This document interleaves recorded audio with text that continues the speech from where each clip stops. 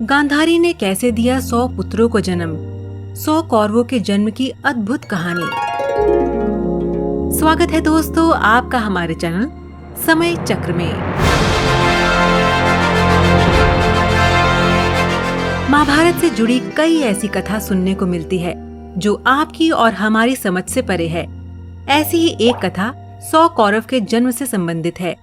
आपको ये सुनकर तो आश्चर्य होता होगा कि आखिरकार गांधारी ने एक साथ 100 कौरवों को कैसे जन्म दिया था।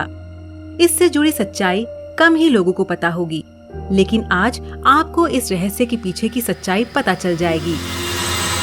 कौरवों के जन्म का रहस्य। आपको बता दें कि गांधारी के गर्भ से 100 कौरवों का जन्म कोई दैवीय चमत्कार नहीं, बल्कि एक ऐसी घटना है जो भारत के प्राचीन रहस्यमय विज्ञान का उदाहरण है। गांधारी गंधार राज्य के राजा सुबल की सुपुत्री थी। समय बीता और गांधारी का विवाह हस्तिनापुर के राजकुमार धृतराष्ट्र के साथ हुआ। चूंकि धृतराष्ट्र जन्म से ही अंधे थे, इसीलिए गांधारी ने भी आजीवन आंखों पे पट्टी बांधने का फैसला किया और आंखें होते हुए भी नेत्रहीन बन के रहने लगी। कौरवों का जन्म। शादी के कुछ वर्ष बाद गांधारी ने 100 पुत्र और एक पुत्री को जन्म दिया। कुरुवंश के होने के कारण गांधारी और धृतराष्ट्र के पुत्रों को कौरव नाम से जाना गया। 100 कौरवों का जन्म इतिहास की सबसे विचित्र घटना है। गांधारी को बचपन से ही धार्मिक कार्यों में बेहद रुचि थी। आपको बता दें कि गांधारी को भगवान शिव का अनन्य भक्त माना जाता है। कहते हैं कि महर्षि वेदव्यास एक बार हस्तिनापुर आए और गांधारी ने उनकी खूब सेवा की। गांधारी की लगन और आस्था को देखकर महर्षि वेदव्यास ने गांधारी को 100 पुत्र होने का वरदान दिया। महर्षि वेदव्यास के आशीर्वाद के अनुसार गांधारी गर्भवती हुई। गर्भ धारण कर लेने के पश्चात भी 2 वर्ष व्यतीत हो गए, किंतु गांधारी के कोई भी संतान उत्पन्न नहीं हुई।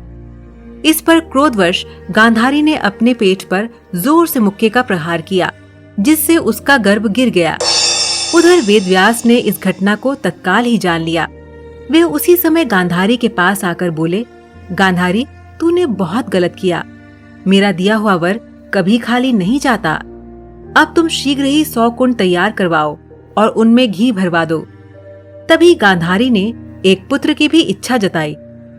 वेदव्यास ने गांधारी के गर्भ से निकले मांस पिंड पर अभिमंत्रित जल छिड़का, जिससे उस पिंड के 101 टुकड़े हो गए। वेदव्यास ने उन टुकड़ों को गांधारी के बनवाए हुए कुंडों में रखवा दिया। उसके बाद उन कुंडों को 2 वर्ष पश्चात खोलने का आदेश देकर वेदव्यास अपने आश्रम चले गए। 2 वर्ष पूरे हो गए और फिर गांधारी ने सारे कुंड खोले। सबसे पहले कुंड से दुर्योधन का जन्म हुआ। बाकी कुंडों से 99 पुत्र और एक पुत्री का जन्म हुआ। गांधारी की पुत्री का नाम दुशाला था। ऐसा कहा जाता है कि जन्म लेने के बाद ही दुर्योधन गधे की तरह रेंकने लगा, जिसे देखकर पंडितों और ज्योतिषियों ने कहा कि यह बच्चा कुल का नाश कर देगा, और ज्योतिषियों ने धृतराष्ट्र से दुर्योधन का त्याग करने के लिए कहा। लेकिन पुत्रमोह से विवश धृतराष्ट्र ऐसा नहीं कर सके। तो दर्शकों, हम उम्मीद करते हैं कि आपको ये वीडियो पसंद आया होगा। जाने से पहले हमारे इस वीडियो को लाइक और शेयर करना ना भूलें, और इसी तरह की और ज्ञानवर्धक वीडियोस देखने के लिए हमारे चैनल समय चक्र को सब्सक्राइब करना ना भूलें।